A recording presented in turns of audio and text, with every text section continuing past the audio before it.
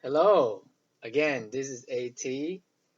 So this is my reflection on my fourth video.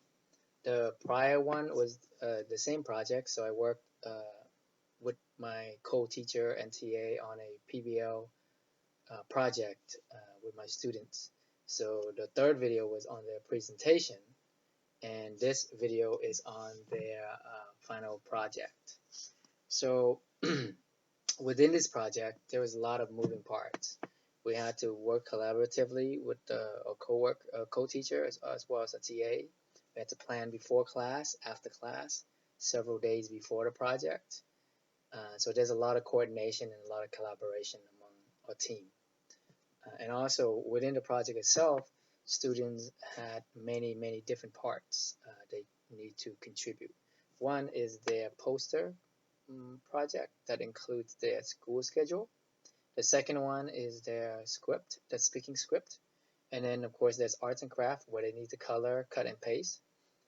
So as you can see, there are like three or four different parts of the project, and then the final presentation, which means within its group, everyone has to work and they have to contribute one way or the other.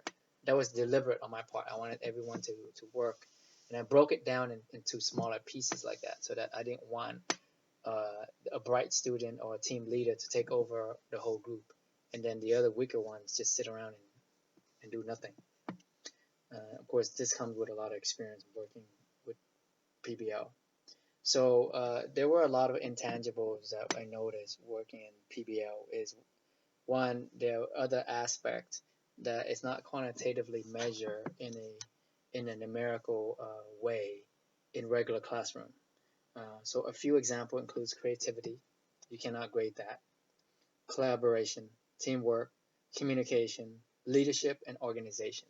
So the bright students tend to take over the leadership role, but they also need to know how to organize and also divide up work.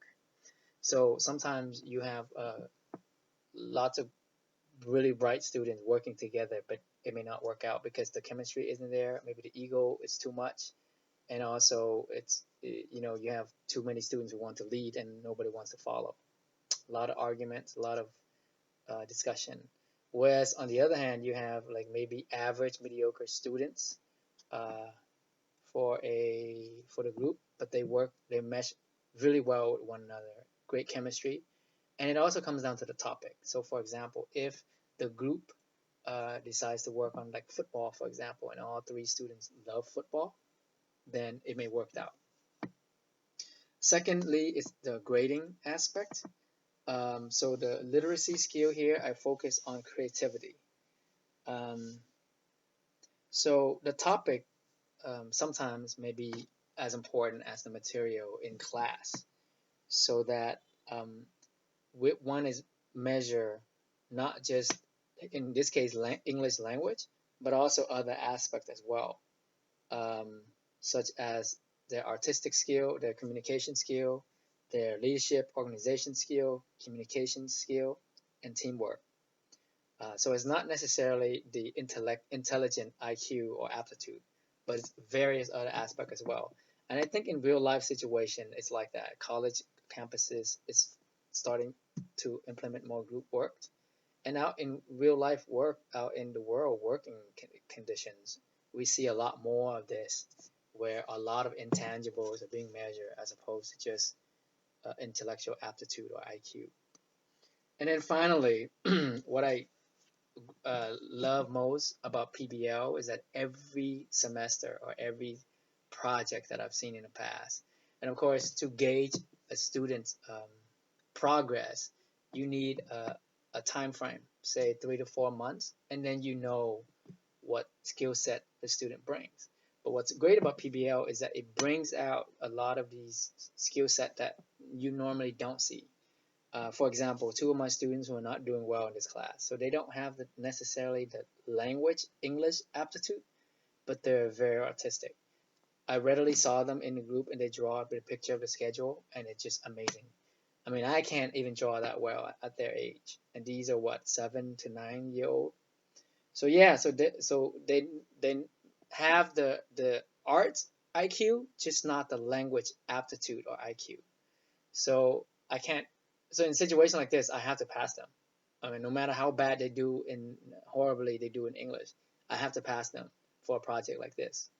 So as you can see, you see a project like this, it brings out a lot of intangibles and a lot of other skill set that students don't normally display in a classroom. For example, another example would be a student who can be very, very quiet, but they tend to be very artistic, or they tend to have good organizational skills, or they just do well with teamwork. They mesh well with other students. They collaborate very well. And then another aspect is that you see the leadership component comes out from students. Some of them tend to be older, they much more mature, so you see the leadership aspect come out. So in summary, I've talked about the overall aspect of PBL project. I talk about the grading aspect where I look at intangibles and also the artistic aspect, not just the quantitative measurement of the typical standard traditional language, math, language arts.